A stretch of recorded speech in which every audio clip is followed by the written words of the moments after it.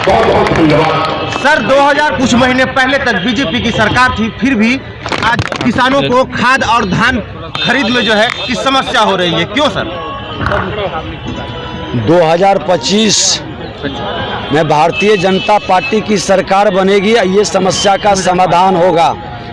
और अभी मैं बता देना चाहता हूं कि अभी जो समस्या है, ये समस्या पूरी तरह से भ्रष्टाचार का भेंट चल रहा है और भ्रष्टाचार के कारण भारतीय जनता पार्टी हर जिले के अंदर हर जगह इस मामला को उठा रही है, खुल करके बहस कर रही है कि जो खाद केंद्र के द्वारा आता है आप किसानों के बीच वितरण करने के बजाय उसकी कालाबाजारी क्यों करवा रहे हैं। उसका ब्लैक मार्केटिंग के माध्यम से जो खेल खेला जा रहा है, ये राज्य सरकार की जिम्मेवारी है।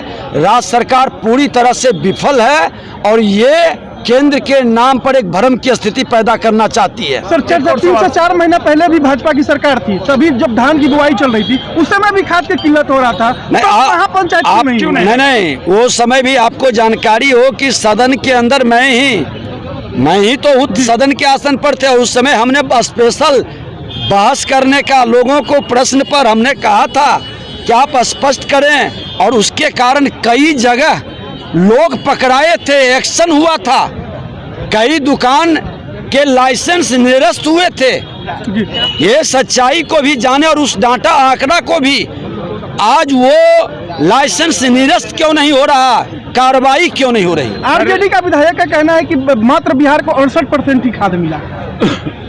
आज केंद्रीय मंत्री का और कई लोगों का राज्य सरकार ने भी स्वीकार किया है कि 75 से 80% मिल रहा है, कुछ जगह तो 90% तक का खाद उपलब्ध हो रहा है। अब आप बता दें कि जितना क्या मिला है, पारदर्शिता के साथ आप निगरानी कमेटी की बैठक क्यों नहीं कर रहे हैं?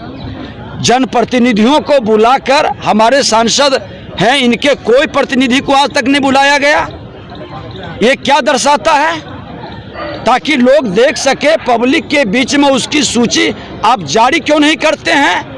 दलाल बिचौलियों के माध्यम से किस तरह से धान की कालाबाजारी हो रही है, ये प्रेस मीडिया से बेहतर कौन जान सकता है? सर आपका जब सरकार आ गई तो आपका रोड मैप क्या होगा किसानों के प्रति? मेरी सरकार में देश के प्रधानमंत्री जी ने किसानों को, मजदूरों को गरीब कल्याण के रूप में घोषणा किए हैं।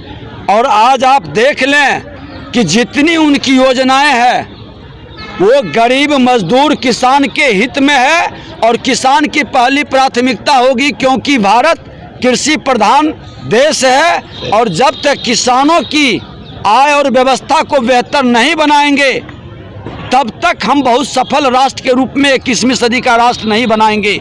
आज दुर्भाग्य से बिहार के अंदर प्रधानमंत्री जी के कई योजनाओं को राज्य सरकार लागू नहीं कर पा रही है या उसका लाभ नहीं देना चाहती है। नहीं तो आज हमारा कृषि आधारित लघु कुटीर उद्योग का एक वातावरण बिहार के अंदर होता, जब हर गांव के अंदर देश के प्रधानमंत्री जी ने बिजली और पावर को पहुंचाया, तो लघु कुटीर उद्योग बनाने में राज्य सरकार की निकम्मापनी क्यों प्रकट हो रही है? और एक चीज और बता दें कि लघु कुटीर उद्योग के लिए निवेशक तब आएंगे जब समाज में शांति होगा, लॉ एंड ऑर्डर में ठीक रहेगा, तभी निवेश करेंगे, रोजगार का भी अवसर बढ़ता, बेरोजगार नौजवानों को रोजगार भी मिलता, मेरे किसान की आय भी दुगनी होती, और हमारा बिहार के अंदर जो आर्थिक स्थिति था वो भी मजबूत होता। भाजपा सरकार आने तक रुकना पड़ेगा या कोई निष्कर्ष निकलेगा? देखिए, आज भारतीय जनता पार्टी इस सरकार के विरुद्ध जन आंदोलन छेड़ चुकी है, और स्वामी सहजानंद सरस्वती जी के 22 फरवरी को बड़ा आह्वान होगा, उसकी घोषणा बाद में की जाएगी।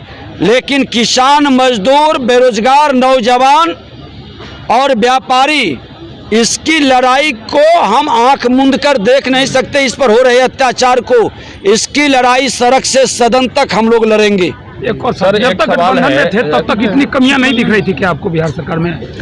कमियां नहीं दिख रही तो विधानसभा के अध्यक्ष के नाते मुख्यमंत्री से हमारी बहस क्यों हो रही थी? सर एक सवाल है, आप बता दें, आप प्रेस मीडिया के लोग पूरा बिहार और देश देखा है ना जी, कि उनकी कमियां को ही तो गिना रहे थे, उस कमियां पर ही तो दबिश और अंकुश लगा रहे थे। प्रशासनिक अराजकता का मामला आया था कि नहीं? उनके भ्रष्टाचार पर हमने स्पेशल कमेटी बना के जांच बैठाया था कि नहीं? सत्ता में रहे या सत्ता के बाहर रहे, ईमानदारी और पवित्रता के साथ हमने लड़ाई जारी रखा है। सर आपका 15 साल हो या 15 साल के पहले का, अरवल से लेकर खगौल तक निचले हिस्से में पानी नहीं पहुंच रहा था। आपकी सरकार में भी मांग होती रही, अब तक स्थिति है जो पानी नहीं पहुंच रहा। आखिर क्या व्यवस्था थी?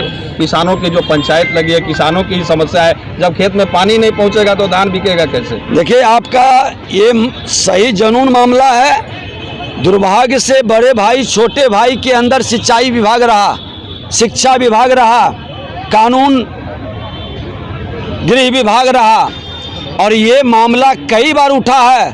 और यही सब मामला को लेकर के जब आपस में मतभेद होते हैं तो यहाँ के लोगों के साथ जनादेश का अपमान करके ये करवट लेते हैं, और जिसका परिणाम है कि आज फिर से इन्होंने यही सारा मामला लेकर के नहर की लंबाई क्यों नहीं भरी, नहर के नाम पर लाखों करोड़ों लोग, कई बार ये सदन में आपने देखा था कि आज टाल के मामला को लेके 1100 करोड़ के मामला को लेके हमने स्पेशल ध्यानाकर्षण समिति को सौंपा, और ये कोई सत्ता से बाहर होने के बाद नहीं कर रहे हैं, ये सत्ता के अंदर रहते हुए ध्यानाकर्षण कमेटी को हमने दिया था सिंचाई के संदर्भ में जांच की मामला को। सरकार आज तक जवाब नहीं दे पा रही है।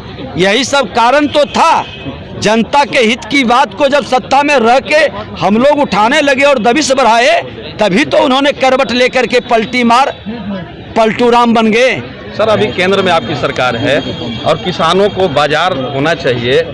2007 से ही लंबित है आपका रेलवे लाइन।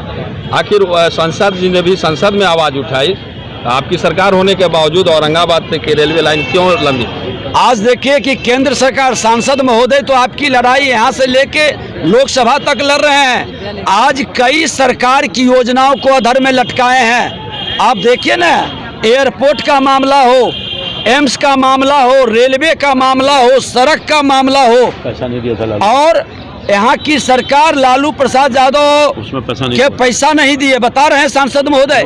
ये सरकार का स्टेट का मामला होता है, जमीन अधिग्रहण करके देने का, व्यवस्था बनाने का, राज्य सरकार का। इसीलिए तो डबल इंजन की सरकार में गति तेज गति से बढ़ती है, लेकिन कहीं न कहीं इनके नियत में खोट था, मामला को अटका रहे थे।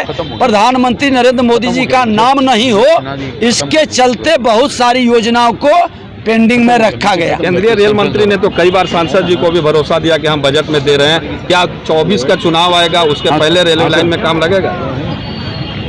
देखिए, सांसद बैठे हैं, इन्होंने स्पष्ट कहा है कि उस मामला को जब एक बार कोई योजना खटाई में पड़ती है तो फिर से उसको व्यवस्था बनाने में, और तब तक उसकी कॉस्ट भी बहुत ज़्यादा बढ़ती है।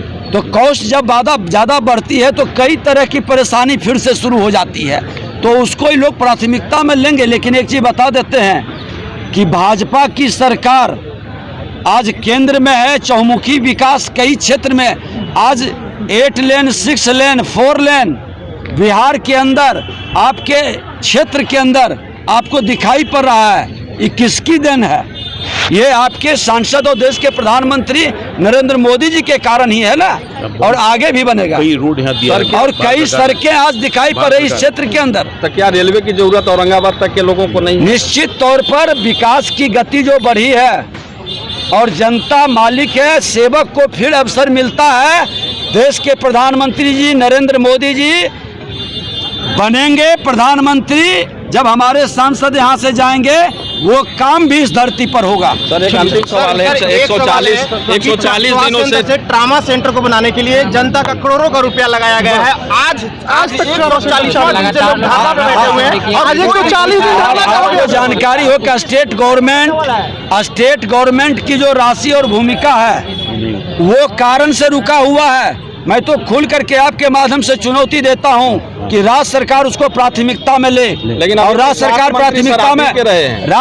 प्राथमिकता में नहीं लेती है तो फिर जो बैठे हुए लोग हैं उनके साथ हम इस मामला को सदन में भी उठाएंगे। लगातार स्वास्थ्य मंत्री सर आप ही कह रहे हैं, इसके बाद आप ही कह रहे हो, फिर ऐसा क्यों? नहीं एक चीज स्वास्थ्य बता मंत्री दो, नहीं, इसके 3 महीने पहले तो स्वास्थ्य मंत्री आप ही के थे। 3 महीने पहले नहीं, कहाँ नहीं बन गया, कहाँ नहीं चालू हो गया? आज ESI का हॉस्पिटल, हम ही तो श्रम मंत्री थे बेटा में ESI का हॉस्पिटल मैं ही श्रम मंत्री था, कितना बाधा आया था, आप सब लोग थे। आज वहाँ पर हम लोग कराए थे प्राथमिकता लेकर। 1.5 करोड़ की बर्बादी के जिम्मेवार सर कौन है जो ट्रामा का भवन बना? इसकी जांच होकर के कार्रवाई होनी चाहिए। मैं खुल के मांग करता हूं, अगर जो किसी पदाधिकारी के कारण, किसी के नकारात्मक भाव के कारण इसकी जांच होकर के कार्रवाई हो। सर क्या महापंचायत लगा रहे हैं किसानों की समस्या खत्म हो जाएगी? अगर किसानों की समस्या नहीं खत्म होती है तो फिर बीजेपी क्या करेगी? कह तो दिए कि भारतीय जनता पार्टी इसकी पूरी लड़ाई लड़ेगी, ये लड़ाई की शुरुआत है। जय भैया।